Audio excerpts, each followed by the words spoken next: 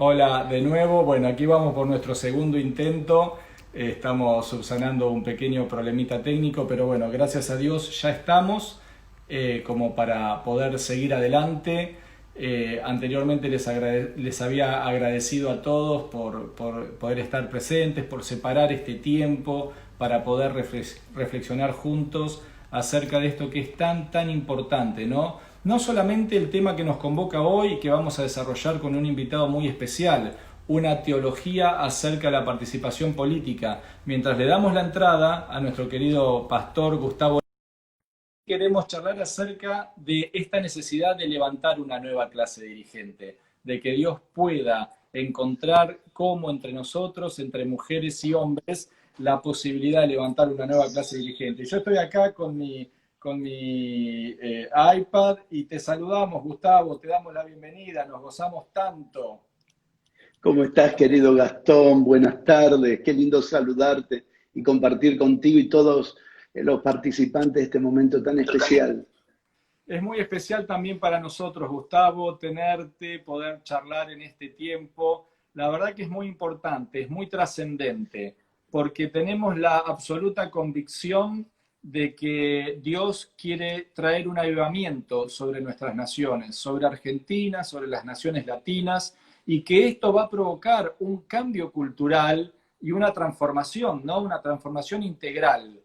Y recién en una breve introducción que voy a repetir un minutito ahora porque tuvimos un problema técnico y gracias a Dios ya podemos tenerte, Gustavo, pensábamos acerca de que una de estas discusiones fundamentales parece que se está solucionando, parece que hemos podido dar un paso adelante y que ya casi todos, en nuestra mayoría, entendemos que Dios sí quiere levantar mujeres y hombres misioneros en el campo de la política para poder transformar el sistema, sabiendo que hace no muchos años atrás, desde la pastoral, desde el liderazgo cristiano evangélico y cristiano en general, se veía con malos ojos y se desaconsejaba, ¿no? Que muchachos jóvenes ingresen al campo universitario, que se preparen, porque decían que esto era una amenaza para la fe y que quien entraba en la política iba a terminar quebrantando sus principios y sus valores cristianos, lo cual es una amenaza latente, por supuesto, porque sabemos lo complejo que es este campo misionero. Pero pareciera ser, querido Gustavo, y a todos los que nos siguen, que esto ya está bastante subsanado y que Dios nos ha llevado a un consenso mayoritario de entender que es el tiempo de que mujeres y hombres de Dios nos podamos involucrar, podamos sumarnos y participar para aportar ese ADN que tenemos hacia una transformación. Pero aquí yo ya quisiera, querido Gustavo, introducirme en un tema para hablar contigo, y es, ahora que entendemos mayoritariamente que necesitamos dar ese paso adelante, ser luz, ser sal, ser esa levadura que entra en la masa, y que muchos creyentes, muchas mujeres y muchos hombres de Dios estamos determinándonos a servirle en el campo de la política. ¿Debiéramos constituir una organización evangélica, un partido político evangélico para entrar a servir a Dios y para irrumpir como un partido político evangélico en el campo de la política? Bueno, Gastón, qué buen tiempo que tengamos hoy para poder hablar de estos asuntos con tanta libertad. Como decía recién, hace mucho tiempo atrás esto era una locura, pensar que podíamos hablar por las redes estos asuntos tan delicados que pertenecen al destino de la gente, a la vida diaria de las personas, que pertenecen al efecto que se produce desde las decisiones gubernamentales. Hoy nos damos cuenta cuánto vacío hemos dejado en el sistema de servicio y en las decisiones que afectan a un barrio, a una ciudad, una provincia, una nación. Hoy todavía tenemos que seguir madurando el entendimiento de nuestra teología sobre la política, porque aunque tenemos muchos creyentes decididos a entrar, a veces la diversidad de criterio hace que no podamos aunar esfuerzos detrás de principios escriturales apropiados y nos gana también los intereses personales. Respondiendo tu pregunta particularmente, creo que no es imprescindible, sería importante, pero no sería imprescindible presentar una línea política solo de cristianos, porque como sal y como levadura deberíamos estar esparcidos en todas partes. Es maravilloso cuando en los diferentes frentes políticos vos encontrás, o en diferentes ideologías políticas encontrás creyentes llenos de Dios, llenos del Espíritu Santo, preparados, entrenados y capacitados, con una vocación genuina de servicio, con un respaldo de su congregación, con un respaldo del cuerpo de Cristo, aunque estén en diferentes frentes a la hora de tomar decisiones, los tales no serían fieles a la ideología partidaria, sino a los principios eternos. Imagínate por un momento tener de un lado y del otro a cristianos llenos del Espíritu Santo respondiendo primero a Dios antes que a su partido. Lo que pasaría en todos los frentes. Creo que no deberíamos pensar solo como si fuera un gueto de cristianos armando un partido político cristiano, sino ramificados, entrenados y capacitados en poder encolumnarse detrás de diferentes ideologías, pero sabiendo cuál es la ideología que gobierna su vida, cuál es el pensamiento dominante en su ser. Si esto llegara a ser real, lo que se podría llegar a lograr a la hora de la toma de las decisiones, es probable que se termine pagando el precio de la deslealtad política, pero se termine levantando el nombre del Señor y el beneficio de la gente sea pleno y absoluto. Para esto todavía creo, Gastón, que aunque han caído algunos velos, todavía no han caído todos los que necesitamos que caigan en nosotros, porque venimos en una herencia muy fuerte, no de derecha o de izquierda, como iglesia venimos en una herencia peor, de lo secular y de lo espiritual. Y aunque en el léxico nos atrevimos a hablar de que entre lo secular y lo espiritual ya no hay separación, que somos un ser integral, los efectos secundarios que nos ha dejado esa doctrina son terribles. A la hora de la toma de decisiones, los efectos que ha provocado eso es impresionante. De hecho, tenemos una teología que necesitamos reformarla para poder estar acorde del desafío del tiempo presente. Nuestra teología es importante. Cuando hablamos de teología me refiero al conocimiento de Dios, ¿no? Al estudio de Dios, al conocimiento de Dios. En cuanto a esto, uno de los pensadores más ricos que ha tenido el cuerpo de Cristo el siglo pasado ha sido A.W. Tozer, un hombre que se lo consideró un profeta en su tiempo, tanto para el área de la iglesia como también para el área de la sociedad. Él habló de algo interesante, Gastón. Habló de 3 aspectos del conocimiento de Dios, porque estamos enmarcados en esta invitación que nos has hecho de hablar de la teología y la participación de la iglesia o los cristianos en la política. Él presentó un cuadro que es digno de destacar. Él dijo que hay 3 niveles de conocimiento: el nivel del conocimiento intelectual, el nivel del conocimiento teológico y el nivel de conocimiento místico. Son 3 aspectos de conocimiento que van a afectar nuestro proceder. Nuestra vida está relacionada o limitada a lo que pensamos de Dios. Nuestra percepción de Dios nos limita o nos habilita. Por una cuestión de conciencia, nunca vamos a trascender, eso esperamos, nuestra conciencia. Pero si la información que atesoramos no es la correcta, eso también nos va a frenar en el proceso de la vida. Qué interesante es el conocimiento por lo intelectual, porque eso nos permite buscar evidencias naturales para creer que Dios existe. Y hoy estamos hablando de una lucha del secularismo en el gobierno, y tal vez no tengamos la información de lo catastrófico que eso sería, un gobierno secularista. O sea, lo escuchamos en la noticia, la secularización del gobierno es sacar a Dios de todos los lugares de la sociedad. Es prohibir cualquier credo o evidencia o manifestación de la persona de Dios. Y esto sería una locura.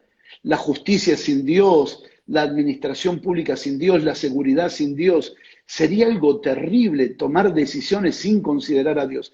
Ahora, necesitamos el conocimiento intelectual que nos permite echar mano de evidencias naturales acerca de la realidad de Dios, y esto no se puede negar. Necesitamos gente intelectual, y parece que lo intelectual estuviera en contraste con lo espiritual. Que ser intelectual no es ser espiritual. Venimos heredando por 40 años el diagnóstico de una generación que se les dijo: no estudien, no se preparen, sirvan a Dios, Cristo viene pronto.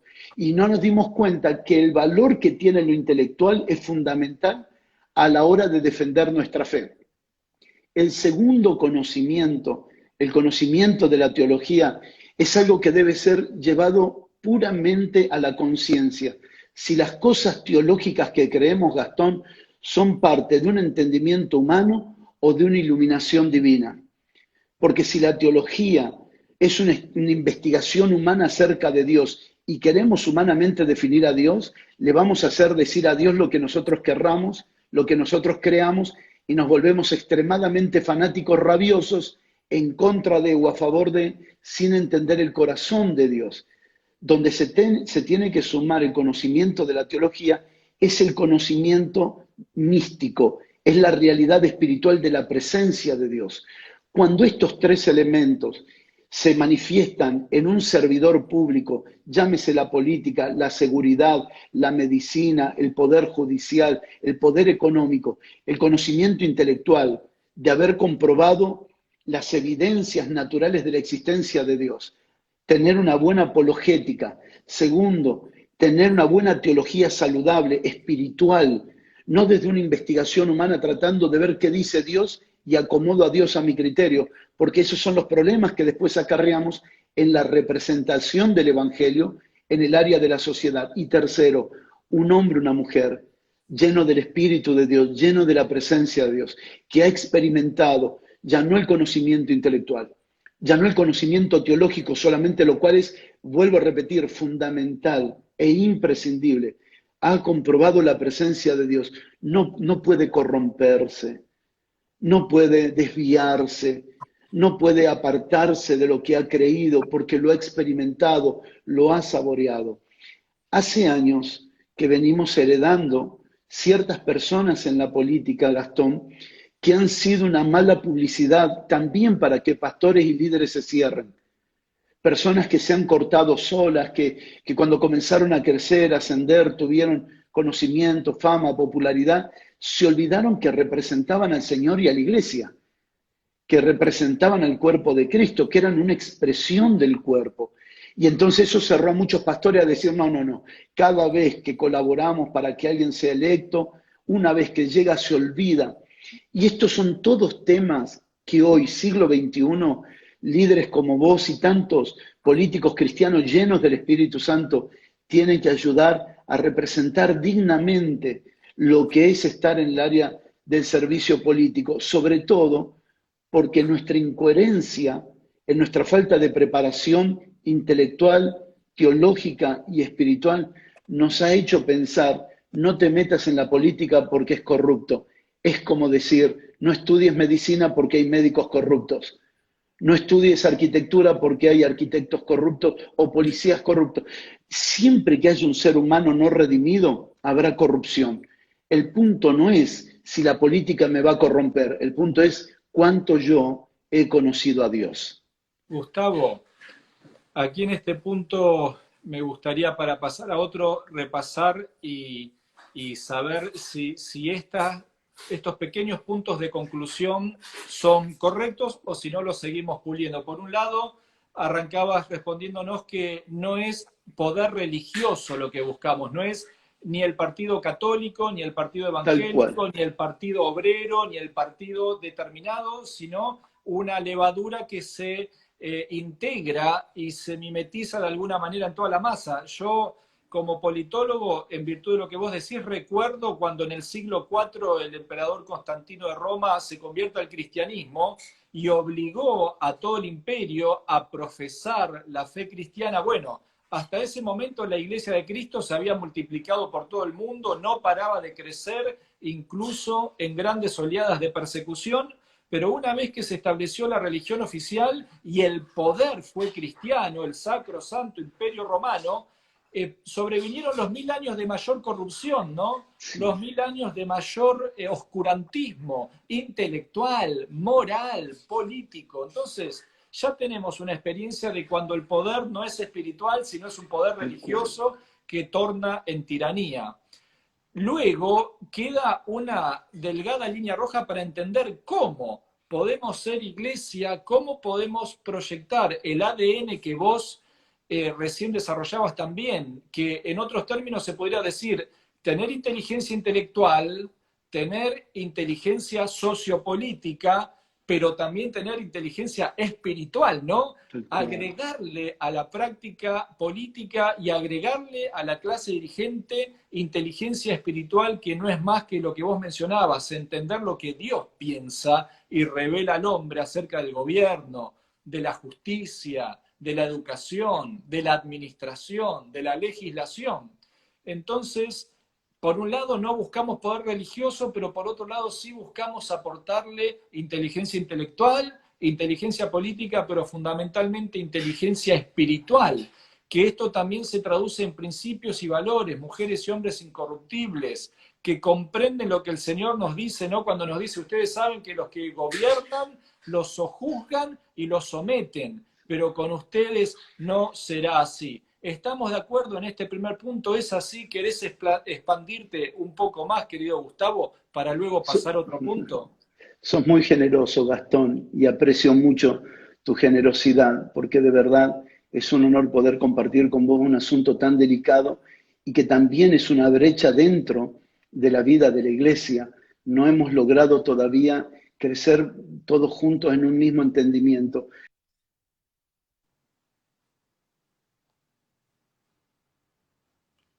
Vamos a comer Hola, Gustavo.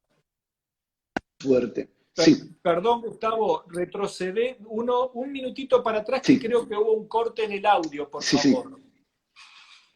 Sí, claro, que si nosotros Gracias. quisiéramos hoy promover la ideología cristiana, entre muchas otras, pondríamos a Dios en un lugar que Él no está.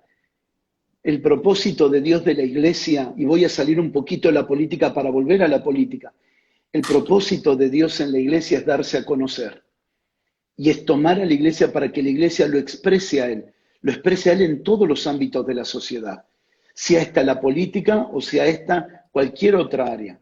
Es darse a conocer. Nuestra tarea no es encolumnarnos en una ideología política cristiana rabiosa en contra de nosotros en el poder, en contra ahora de todos los demás, sirviendo ahora solamente a los evangélicos. Estamos en el poder para servir a los evangélicos, como si fuera una deuda que tenemos con los evangélicos. Cada persona que puede crecer y desarrollarse en la política debiera saber que representa a la iglesia en términos de testimonio, no que le debe a la iglesia su posición. Porque si le debe a la iglesia su posición, la iglesia le puede cobrar esa posición. Y entonces ya no es deudor de un empresario, pero ahora es deudor de un pastor. Y entonces su promoción, su lugar, no fue alcanzado por un crédito o una credibilidad que alcanzó en la iglesia. Fue alcanzado por beneficios personales de la iglesia evangélica. Entonces a la iglesia evangélica le convenía tener un cristiano en la política porque tendría beneficios propios. Ese tipo de corrupción dentro de los creyentes nos ha hecho mucho daño en la representatividad de Dios, en la representatividad de Cristo en la sociedad. ¿Qué es lo que entendemos? Y lo pongo a consideración tanto de tu persona como de todas las personas que están participando, que nosotros necesitamos verdaderamente entender lo que significa ser un hijo de Dios, lo que significa ser un hijo de Dios. Un hijo de Dios no lo hace el lugar donde está. Al hijo de Dios no lo hace practicar determinadas cosas. El hecho de haber quebrado lo secular de lo espiritual ha sido fundamental, pero quebrar sus secuelas, las consecuencias de pensamiento, no entres a ese lugar corrupto, es que el lugar no me hace a mí, el lugar no me define.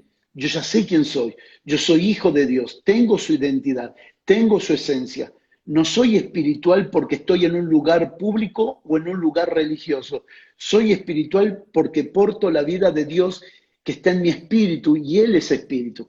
Y ahora yo puedo estar de un lado, de un sector, de otro sector, de otro sector, participando, colaborando, anhelando expresar a Cristo, anhelando expresar al Señor. Me gusta cómo el Señor escogió a los 12, solo para pensarlos.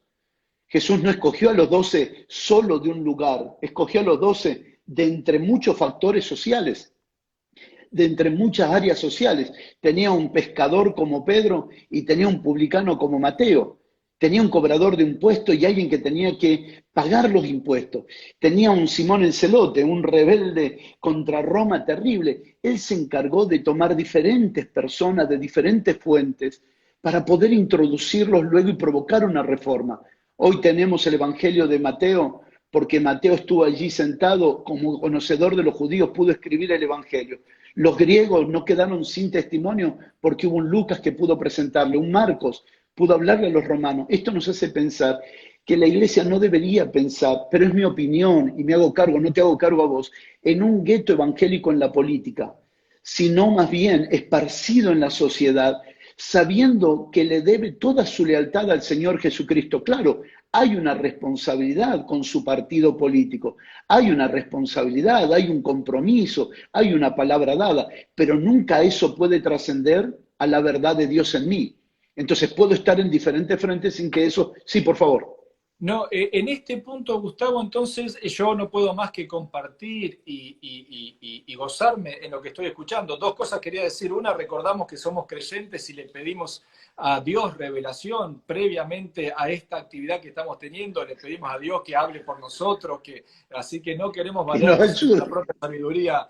Quería solamente remarcarlo. Y luego, teniendo en cuenta lo que decías, Gustavo, como uno de los puntos concluyentes que van quedando, la recomendación sería animar a cada uno de nosotros a buscar un espacio político donde podamos sentir que es nuestro lugar, nuestro ámbito, la red donde nosotros podemos servir a Dios, independientemente de cualquiera que sea este, porque allí podremos ser luz y sal. ¿Es correcto este concepto, Gustavo? Sí, sí. Déjame que abra una ventana más pequeña como antesala. Lo primero que deberíamos buscar es que Dios nos gobierne. No podemos gobernar si Dios no nos gobierna, Gastón. Wow. Necesitamos recordar 1 Timoteo 3. 1 Timoteo 3 debe ser inquebrantable, no solo para el liderazgo congregacional, sino para el liderazgo social.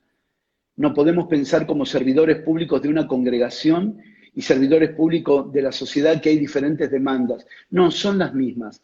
Así como soy ministro en una congregación, también lo soy ministro en la sociedad.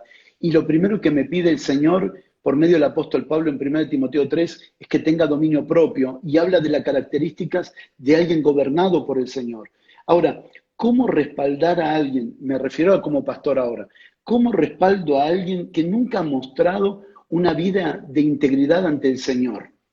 Es exponer a alguien a la sociedad para que deje mal el Evangelio. Si no tiene frutos de aprobación en una vida congregacional, estamos hablando en el marco de los cristianos, si no tiene frutos en la vida congregacional, no tiene una vida de obediencia al Señor, ponerlo o exponerlo al área donde hay tanta presión y corrupción sería una invitación al desastre. Sería decirle al mundo no crean más en los evangélicos ni en los cristianos, porque miren los modelos que nosotros estamos promoviendo. En mi humilde entendimiento, y válida sea la explicación que hiciste recién, en mi humilde entendimiento, quien va a servir en el área de la política y sobre todo en el área de dirección política, necesita verdaderamente ser aprobado.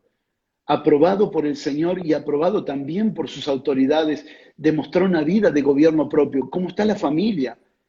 ¿Cómo está la familia? Porque si nosotros vamos a hablar de Dios, incluye plenamente la salud familiar. ¿Cuántos años hace que no encontramos un modelo familiar en los gobernantes? Hablamos en el discurso político electoral, sí. Gustavo, esto nos ilumina en algunos conceptos que estás compartiendo. Me recuerda a una reunión que no quiero ser referencial, pero impacta mi vida lo que decís. Una dirigente política donde nosotros comenzamos a andar como pequeño espacio, nos insertamos en un espacio más grande, cristiana por un conocimiento de Dios, no cristiana evangélica, por ejemplo, nos dijo, sé que ustedes se acercan a la política por valores, pero ¿por qué no me desarrollás? Me preguntó un poquito esos valores. Y lo primero que se me ocurrió pensar es lo que hemos vivido a lo largo de toda la vida transformada en Cristo, ¿no? El que es fiel en lo poco puede Tal ser cual, proyectado tal por Dios cual, a lo mucho. Y tal esta cual. dirigente que luego fue gobernadora de la provincia me preguntó, pero ¿qué es lo poco para vos? Y yo le digo, bueno, hoy lo poco es serle fiel a mi esposa, y que es lo todo, es poco y es todo. Si yo Exacto, puedo practicar la fidelidad con Paula, mi esposa, es muy probable que tenga una práctica de luego serle fiel al pueblo de la nación.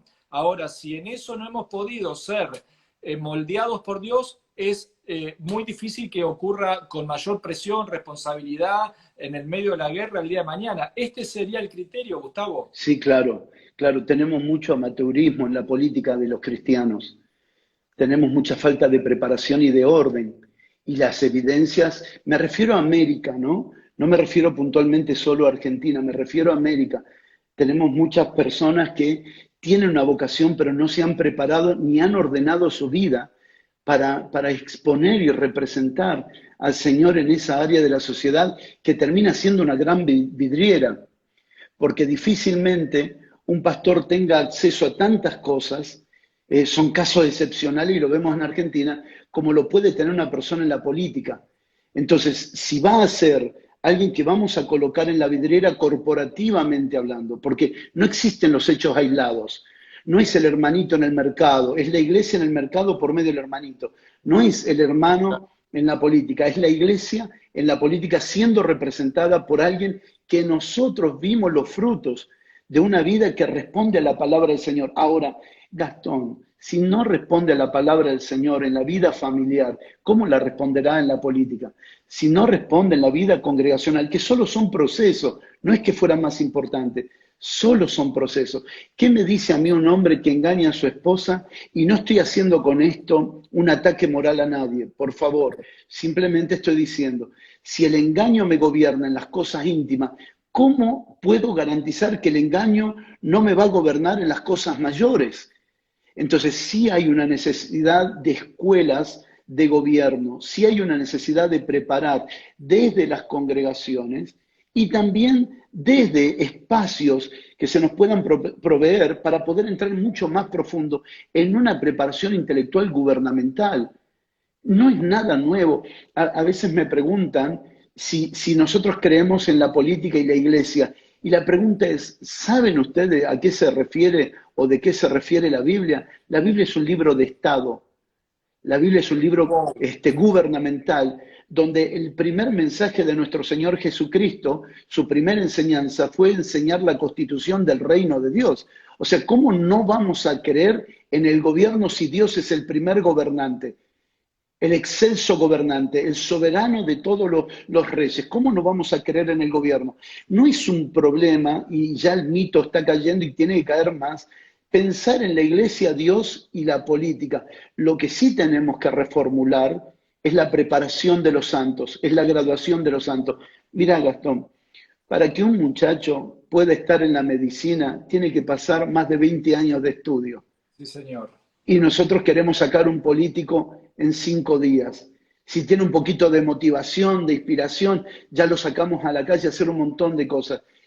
Entiendo que la política es una vocación de servicio y que la medida de autoridad es una capacidad de administración. No es la misma administración de un barrio que de una ciudad, que de una provincia y una nación. Hay diferentes medidas de preparación. Ahora, hay mucha gente que tiene vocación de servir. Argentina tiene miles o centenares de miles de iglesias que están sirviendo a la gente todo el tiempo, que están haciendo la buena política, en términos de administrar a favor del bien común. Y tenemos gente por todos lados. O sea, si nosotros dijéramos que la iglesia y la política están separadas, mentiríamos. Ahora, lo que sí puede ser que hubo un divorcio estos últimos años es en participar más directamente en las decisiones gubernamentales dentro de los estados. Y esto nos lleva a nosotros a preparar una generación.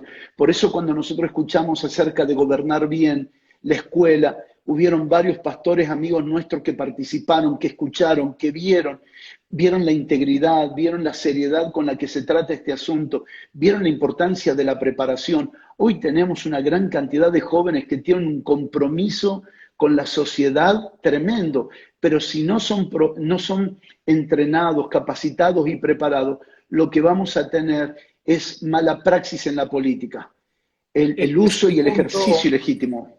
Gustavo, este es un punto preocupante, donde seguramente Dios nos va a guiar a través de su luz, ¿no? Pero hay aquí un concepto que quisiera exponerte.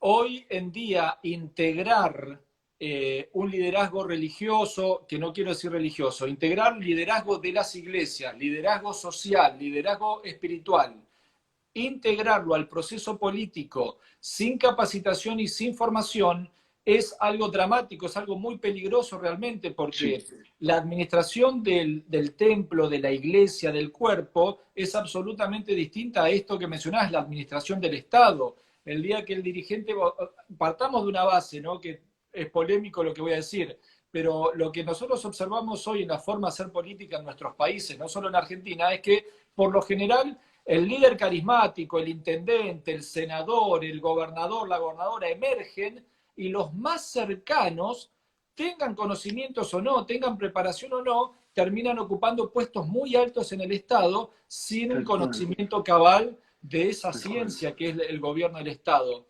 Pero algunas veces nosotros creemos como creyentes en un proceso similar, que por haber desarrollado un liderazgo social, haber desarrollado un liderazgo de servicio y haber trabajado con gente, tenemos la capacitación suficiente para no solamente un liderazgo político, sino finalmente el gobierno del Estado. Este Estado es que la institución social más importante porque el que detenta la fuerza, ¿no? La que detenta el poder.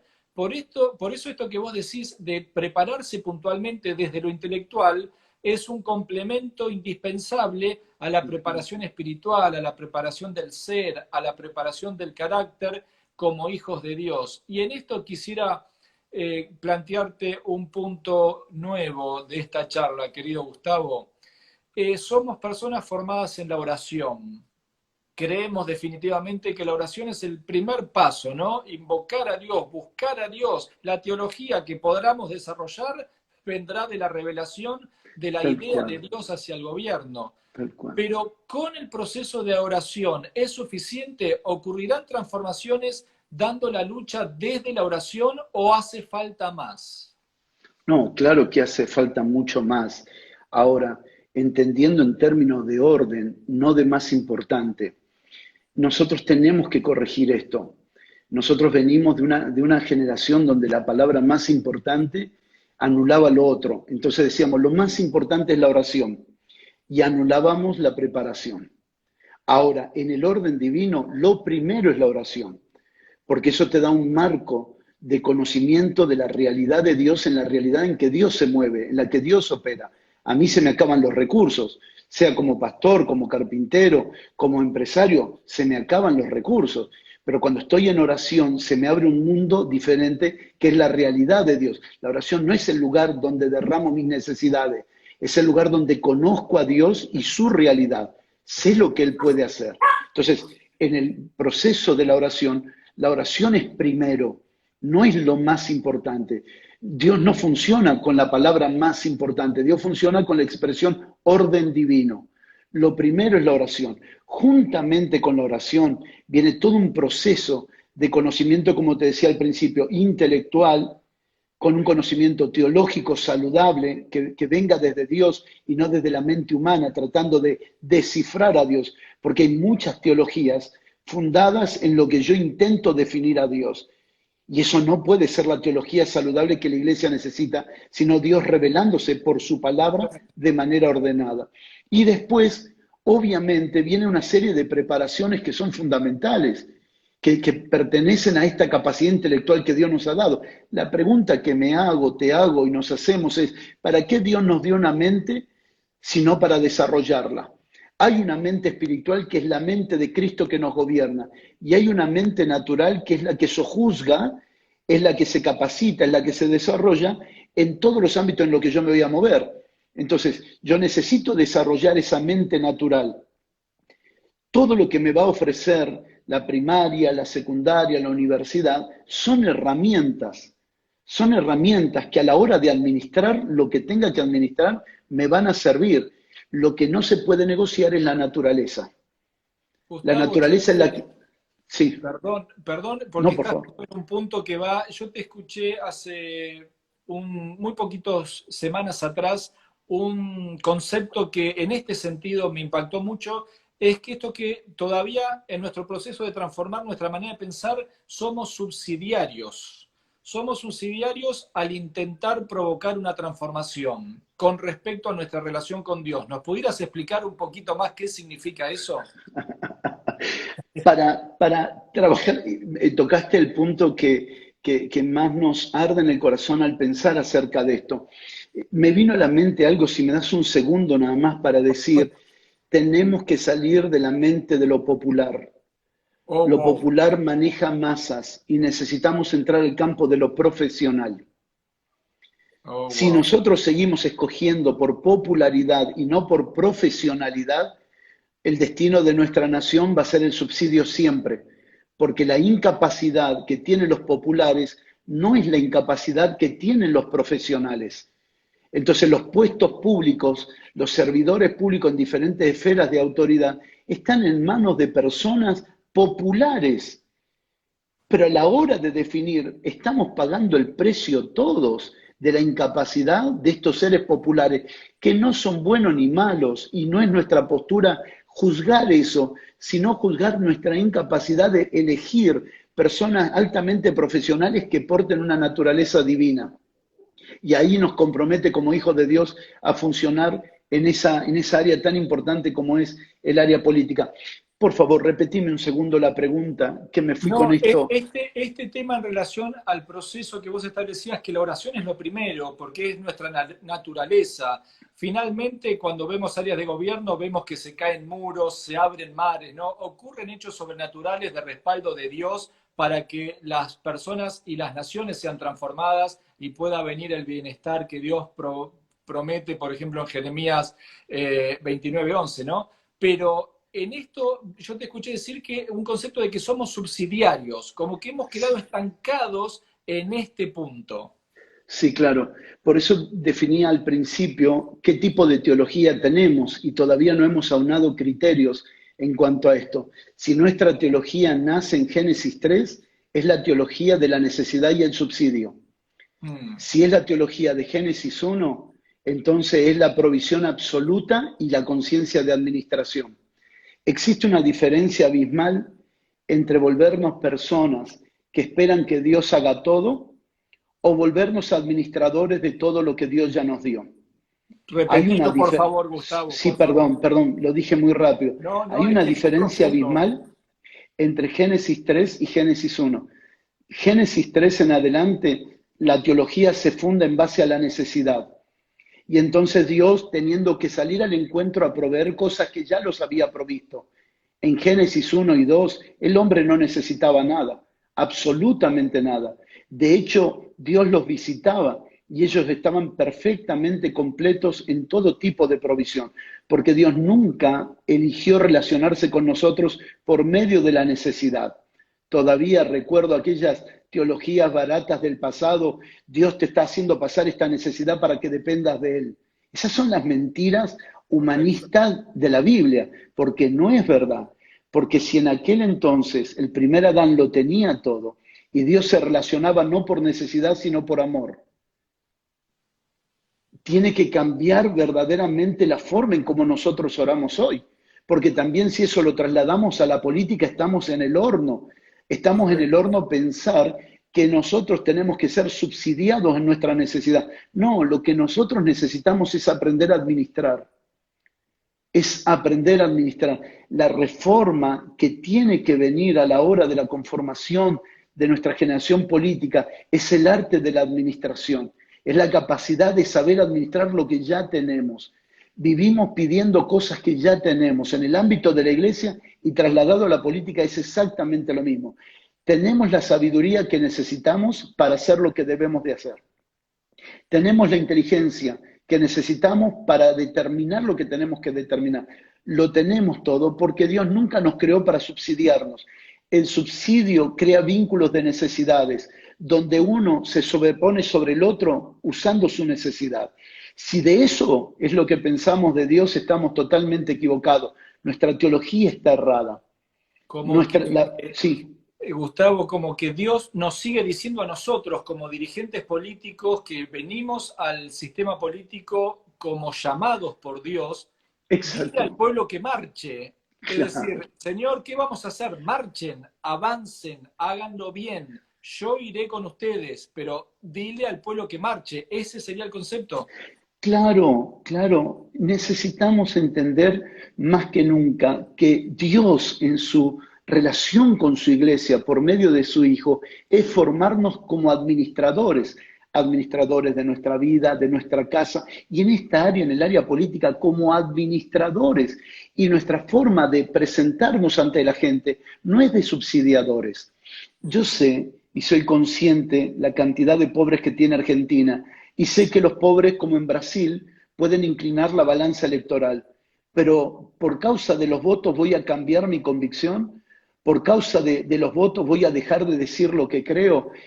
En esa disyuntiva se han encontrado algunos y la balanza electoral les venció las convicciones y perdimos a gente poderosa en el camino. ¿Qué es lo que nosotros creemos?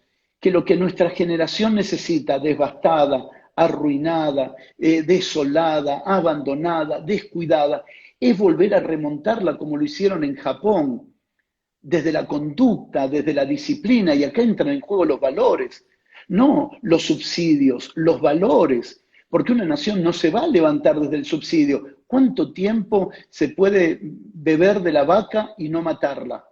¿Cuánto tiempo se puede comer del Estado y no matarlo? En algún momento hay que repensar la administración. No soy un politólogo, no tengo el privilegio de tener la capacidad que vos tenés, pero leo mucho, escucho mucho, me expongo a muchos tipos de autoridades y trato de descifrar desde el corazón del Señor, trato de descifrar si esta Argentina la vamos a cambiar orando, y por favor me hago cargo yo de lo que digo, si la vamos a cambiar orando, si la vamos a cambiar subsidiando, porque el subsidio natural es la oración espiritual de muchos creyentes. Es Así es. pedirle a Dios que Dios haga lo que ya hizo. Gastón, Dios ya hizo una gran obra y fue enviar a su Hijo. Dios ya hizo una gran obra y fue enviarnos para que Él muriera por nosotros y fuéramos transformados en una naturaleza, no para ser subsidiado. El pecado nos hizo vivir bajo la sumisión del subsidio. El pecado hizo eso. Cristo nos dio libertad para ser buenos administradores. Aquí, querido Gustavo, nos compartís algo que para mí es un nuevo fundamento. Hemos ido por lo menos mencionando y haciendo un breve desarrollo de algunos fundamentos.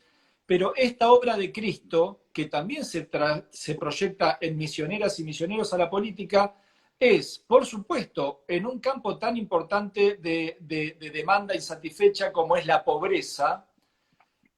¿Cómo combatimos la pobreza? Y sigue siendo el modelo de Cristo cambiando la manera de pensar.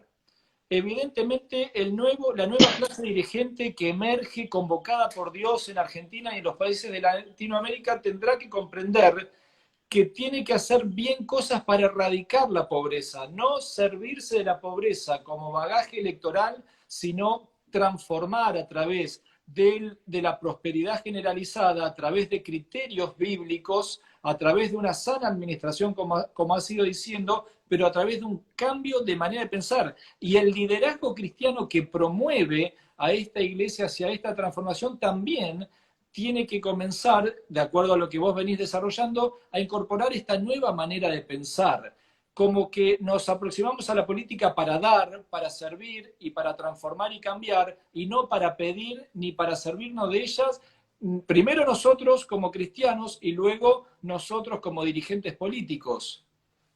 Es que el subsidio tiene el poder de garantizar tu posición, tiene el poder de la deuda inconsciente en la vida de las personas. O sea, hay una deuda con ciertos líderes políticos porque me ayudaron en tiempo de crisis. Y vos decís, ¿en qué aspecto te ayudaron? ¿Te Wow. dieron o te formaron? El progreso de Argentina, hablando naturalmente, el progreso de Argentina no va a venir por el subsidio. Olvidémonos, esto es una deuda que se le pasa al próximo gobierno y al próximo gobierno. Estoy tratando de tener mucho cuidado entre lo que creo de la vida ministerial y lo que creo de la vida política. Y quiero tratar de hacer por momento esa separación, lo cual para mí no existe, pero por lo quienes están oyendo y quienes están escuchando.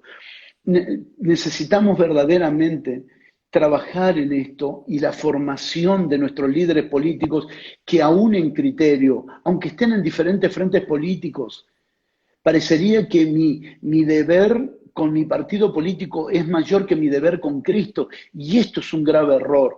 Creemos que vamos a tener en el Senado, en la Cámara de Diputados, diferentes frentes representados por cristianos llenos del Espíritu Santo, que a la hora de tomar una decisión pueden diferenciarse en algunos criterios, pero en lo esencial saben decidir por lo que Dios quiere y por lo que a Dios le agrada.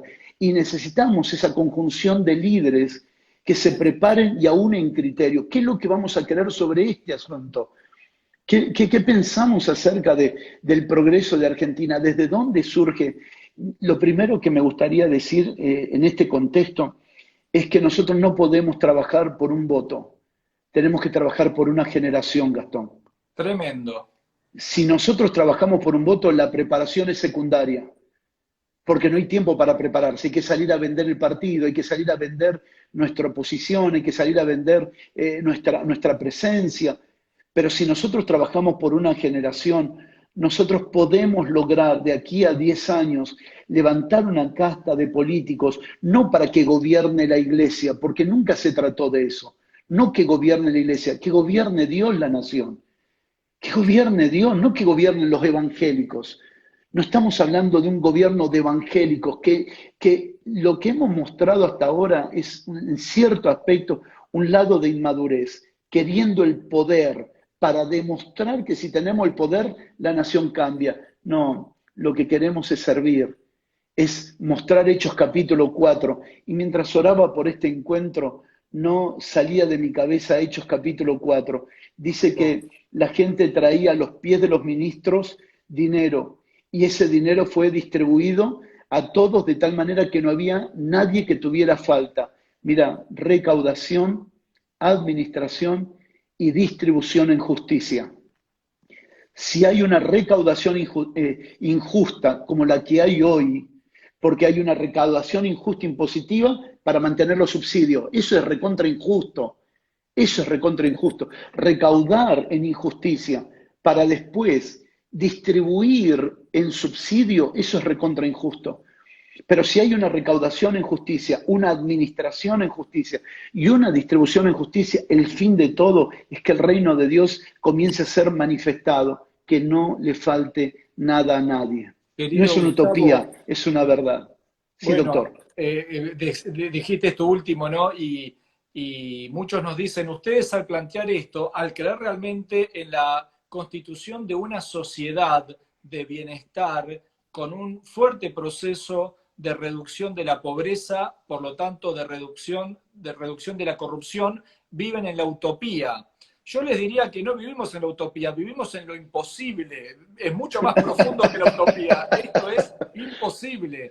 Sin embargo, siempre proclamamos que lo imposible es inevitable para Dios, ¿no?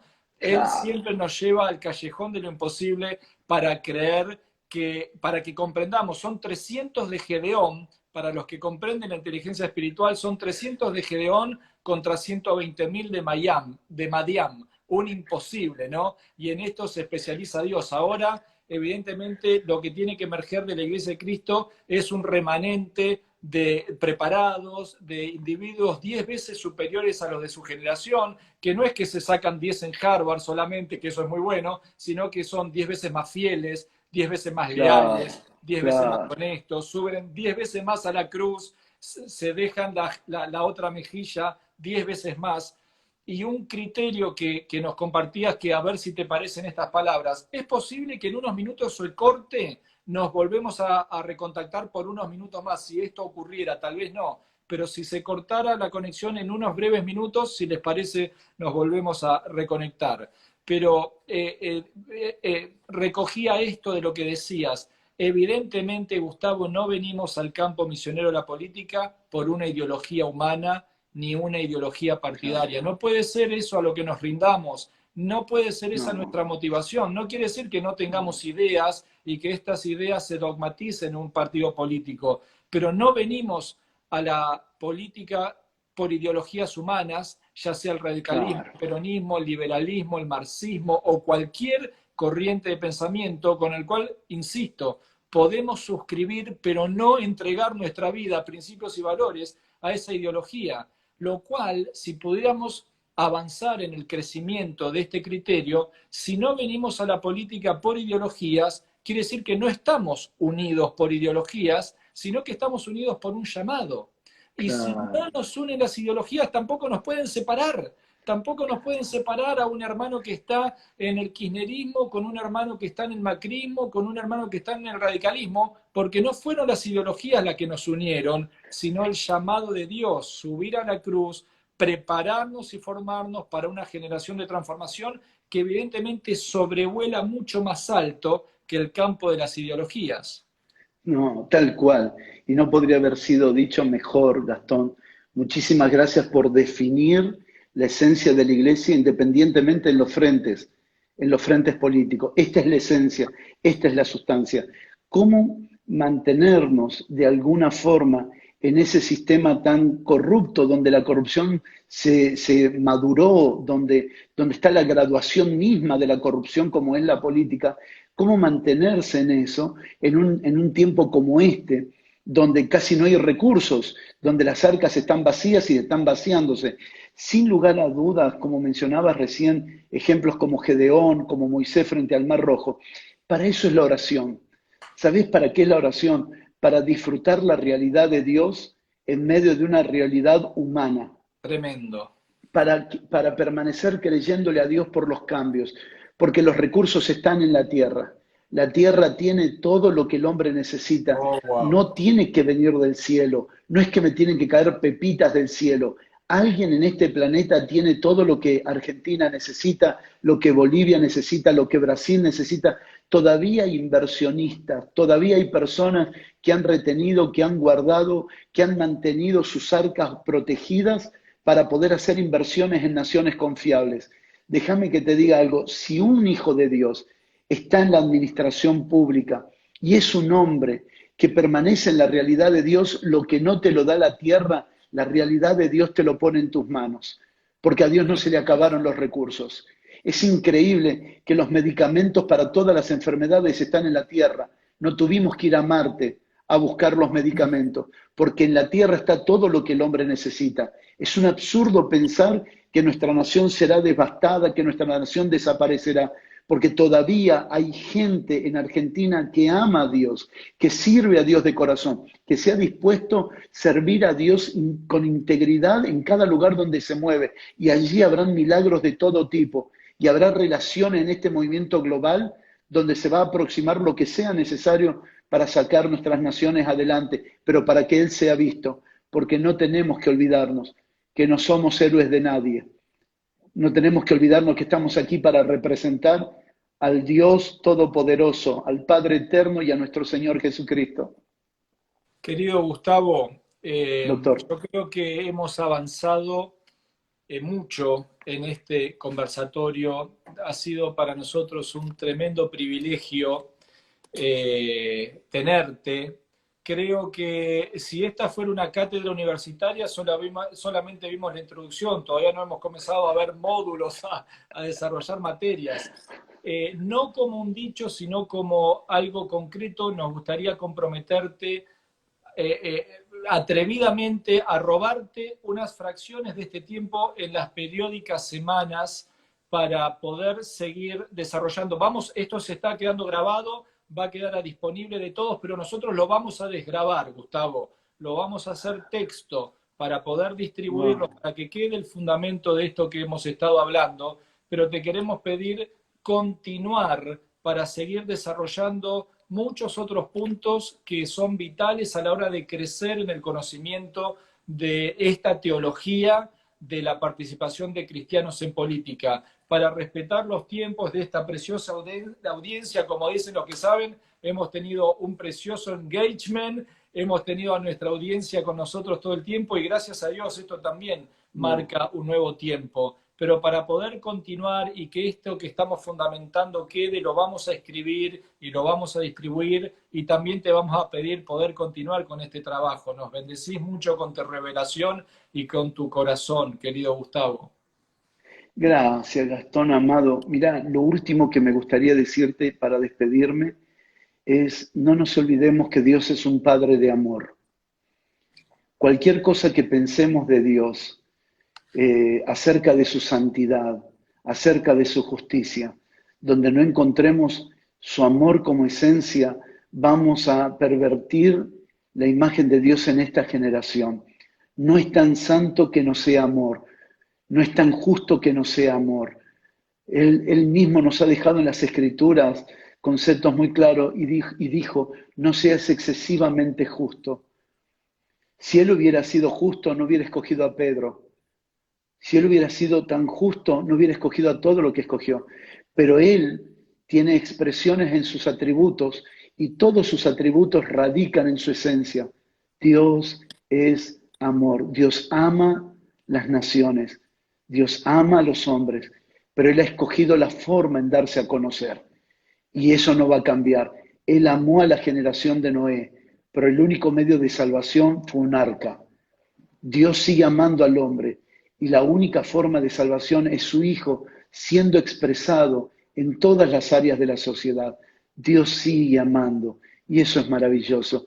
Y desde ahí anhelamos servir esta generación, desde su Esta amor. transformación será una transformación de amor. Eso nos quedamos como último punto. Querido Sí, Gustavo, claro, muchas gracias. A todos los que sí, nos claro. acompañaron, muchísimas gracias. Tenemos los aportes de cada uno de ustedes y se los iremos devolviendo en los siguientes conversatorios que les vamos a estar invitando. Gracias, Gustavo. Gracias, Dios, por acompañarnos. Nos vemos en el próximo conversatorio. Que Dios les bendiga.